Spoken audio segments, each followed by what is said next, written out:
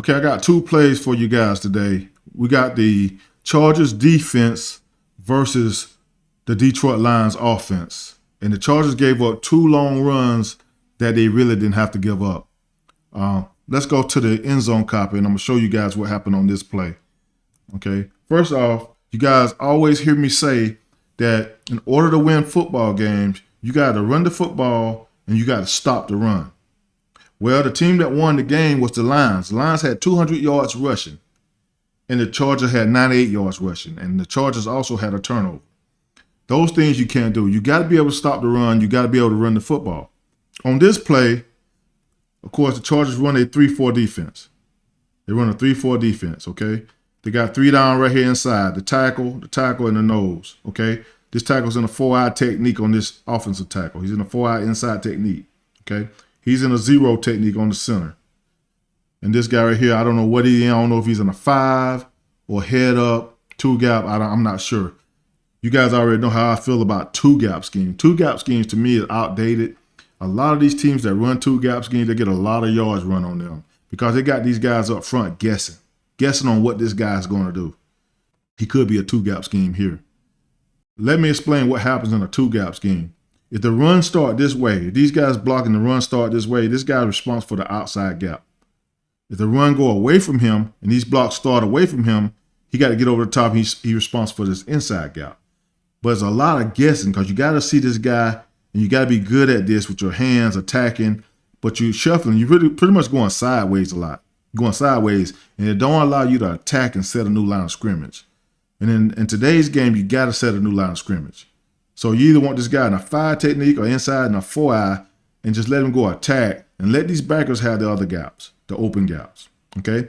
Even these shades right now, the shades and stuff, you know, they're having the 2-gap this inside right here. Sometimes you'd rather for these guys to get into a shade technique and let the backer have the opposite gap or something like that, or stun them to a gap. But 2-gap schemes is pretty much killing a lot of these guys, a lot of these teams, because these guys are not physical enough up front. They're running sideways, trying to guess on what these guys are going to do. And these offensive linemen got real smart at this stuff.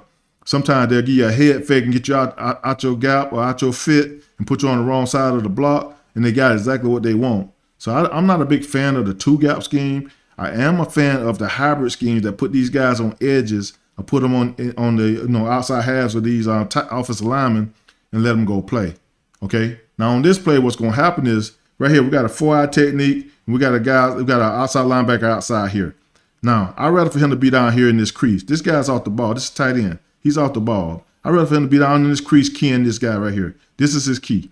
If he down block, I'm closing. This guy right here, the only mistake he made was holding on to this block way too long. You got to recognize the blocks, okay? So this offensive tackle is going to try to cut him off. He's going to try to cross his face inside. Shoot his hand. You got to get that hand off that knee right there. Hang that hand. But shoot that hand to his inside half. And as soon as he try to reach you to the inside, you already know they're running the ball over here. As soon as you do that, punch him, get out the block and get down the line of scrimmage and go make the play. Okay? Right here, close. You got to close. He was shuffling and second guessing what was going on. I guess he was trying to play the cutback, but there's a certain point that this running back is going to commit to this hole. He's going to commit, and he can fold over the top and help out on this play. Let's watch it. Okay, well, shoot your hands. We ain't shot our hands yet. We hadn't shot our hands. We ain't shooting our hands. Look at this guy's hands. Nobody's shooting their hands. You cannot play solid run defense if you don't shoot your hands up front. You got to shoot your hands to your target. Shoot your hands to your target. Okay?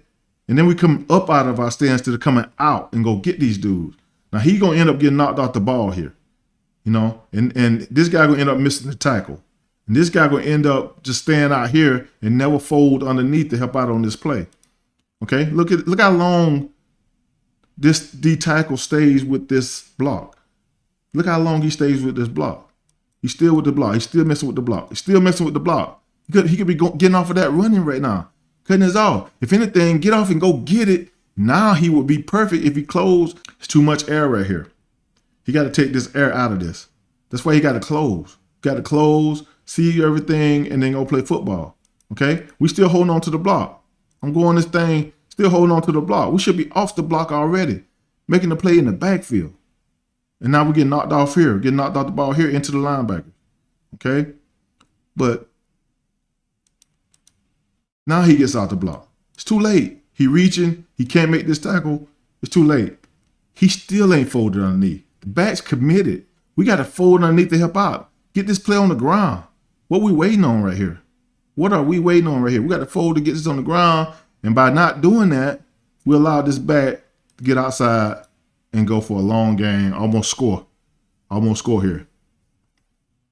Okay, let's go to the touchdown. The very next play. Okay, let's pause it right here. Okay, now let's put our thinking hat on. This running back is still in the game. He's still in the game. He just ran this ball all the way down the field. What greater reward can they give him other than to give him this ball again to get him into the end zone? What greater reward is it for them to give him this ball and get him into the end zone? That's exactly what everybody should be thinking up front on this play. Some red flags already on this play. As I look at this offense, they come out, right? I see a guy stack this tackle. That's not a normal alignment for these guys. He stacked this tackle for one reason, because he's going to come try to get your outside knee. They teach this guy to come get your outside knee. And the other clue to this is the back is offset away from him. They in split backs. This back is up, stacking the tackle, and this guy is off the ball, deep off the ball away from you. So basically what's going to happen is he's going to come get your outside knee. He's going to hand this ball off to this back, and the goal is to get outside and run this thing in the end zone out here. Another thing, look at this guy stance. He got this leg back. He's kind of tilted. I already know he's pulling. And from this D tackle right here, I see this. He don't even look like he's coming out of the stands to get somebody. He don't. He look like he's coming out here. So basically, I see that. I'm getting to a 4-eye, or I'm getting ready to club this guy by because he's going to come down and down block me. I'm going to club him by, and I'm going to try to get down the line to go help out. You got to be able to see everything. See this tight end or this back, whoever this is, stacked right here. See this guy leg back, look like he's pulling. This guy look like he's coming down to get you. Everything. Start studying these stances, guys. Study these stances, then let the backfield set tell you everything else. Quarterback under, back offset deep, dude stacked right here. It's telling you everything you need to know to say that they're running out here. And this guy's coming to get your knee. He's coming to get that knee. Just be smart. Gotta see it. The only thing he should be concentrating on is this guy right here. He's looking inside right here for a reason. You should be looking at this guy. That will be my key right there. I'm looking at him because I know what they're about to do. Get your hands on him. Push his head into the dirt. Stay alive. You got to stay alive. That's the only way you have a chance on this play. It's a tough play now, but you got to be able to stay alive. You got to key this guy to stay alive. Don't let him get to your outside leg. So when they snap this ball, that's exactly what happened. He allowed this dude get to his outside leg. He still don't see this dude. He's looking inside. I'm surprised he didn't get his knee hurt right here. Because he planted. This guy's coming for his outside leg. I'm really surprised he didn't get hurt right here. Okay? And they pulling the guard. They pulling this guy around here. They got exactly what they want right now. Because he's pulling around here. He's coming to block him. This guy's going to get the outside guy, the corner out there. And they got exactly what they want. You got to stay alive right here. If he stayed alive and then fill into this area right here, stay alive and stay in this area right here, get into this area right here, you got a chance. Okay? And now the NFL is going to a lot of this outside stuff because when these big linemen get on the outside, these guys can't cut them anymore. The whole game has changed. When these guys were allowed to come and cut these guys, it was a whole different story. But now they got to stand up and take on these blocks, and they can't do it. Now more than ever, it's important for the DNs to recognize everything that's going on with them on the outside. whether it be that stack look that we just saw, whether it be crack toss where you got big guys lined up outside of you, you got to know exactly what they're trying to do to you every single time. That's the only way you got a chance in today's game. You got to play smart. But right here, by not seeing this guy stacked right here, back offset, quarterback under, everything telling me that this guy's going to come and get my knee, or he's going to release out here into the flats. But if he come at me and I'm going to push his head in the dirt, I'm going to stay alive, and I'm going to try to be involved on this play. But right here, he don't see it. He's still looking inside. He's looking inside. And he should be hands on this guy right now, staying alive, going at this guy, stay alive, get up, maybe take this guy away, then allow your guy on the outside to come up and make a play. Give yourself a chance. And right here, they got exactly what they want. There's nothing they can do right here. Easy touchdown.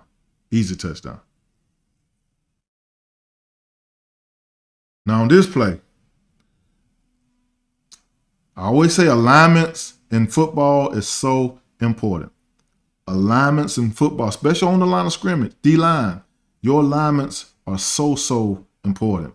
This run got out because I don't know what this guy's doing right here. They're in a 4-man front, okay? Tackle right here is in a 2-eye technique. This tackle's in a 3 technique. He's outside in a 9 technique. Outside this tight end in a 9 technique. And this guy right here, he's out of place. He should be in here. He should be right here. What I'm about to say, you have heard me say many times on my videos. It's nothing I'm making up.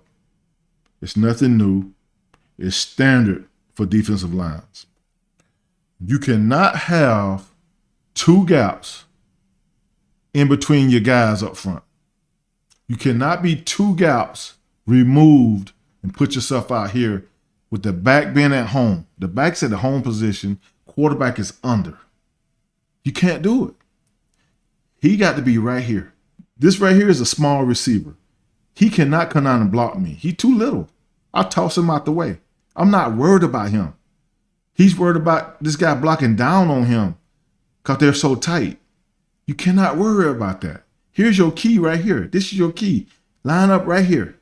Put your eyes on this guy. He would tell you everything you need to know. If this guy ain't coming to block me on any base block, something's up.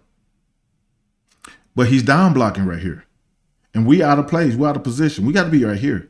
You got to keep this guy be right here. Because when I run this play, you're going to see this back. Get this ball. Linebacker's going to flow hard to this side. He going to cut it all the way back. And he going to be out the gate. Let's watch this play. We're getting down blocks everywhere. Down blocks, down blocks. Now look, this little receiver, all he had to do is get in the way. All he had to do is get in the way. We should be right here closing. Imagine being right here closing off this down block. Closing off this down block. There's no cutback. There's no cutback. When he cut it back right here, we're making this tackle. We right here making this tackle. He would not be out of position right now. This is just bad football. Bad alignment, bad assignment, everything. It's bad football. And now we got a back who got a big old crease, and he's going to make a good cut right here, and he's gone. He's gone. That's a lot of run yards on your defense. You cannot recover from that. You cannot recover from that.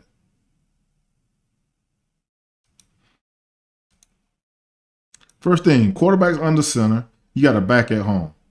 Okay? I like his alignment. Outside foot down the middle of this guy. Jack him up with your hands. Right here, he could be a little bit tighter. Put his inside foot down the middle of this guy because the back's at home. Quarterback is under center. Jack him up. Okay? He got to be here. There's no other way you can play this. He got to be here. Playing a loose 5 technique. Keying this guy. Down block, we close. Down block, we close. There's no run. This does not turn into, what is this, like a 70-yard run? It never happens. And all we got to do is align properly and not let a guy just get in the way, slow us down, and the back can cut it all the way back and take it to the house. This is bad football. Another way to look at it is bad football. It's bad alignment. You can't carry out your assignment because your alignment's bad. Got to be better. You got to align properly to play run defense. Let's get it.